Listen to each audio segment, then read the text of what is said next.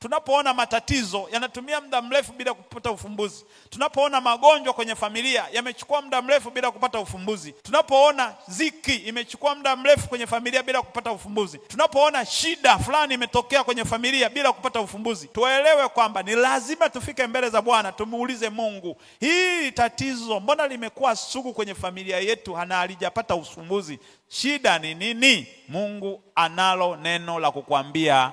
Shida ni 1, 2, 3 kama Daudi alivyoambiwa, ni kwa sababu ya Sauli kwa kuwaua Wagibeoni, ndio maana niliachilia njaa kwa kipindi cha miaka 3 mfululizo. Mungu atusaidie tupate hii neema ya kugundua yaliyoko ndani ya familia zetu, ukoo wetu, matatizo ambayo yamechukua muda mrefu. Twende mbele za Bwana tumuulize Mungu, ni kwa sababu gani?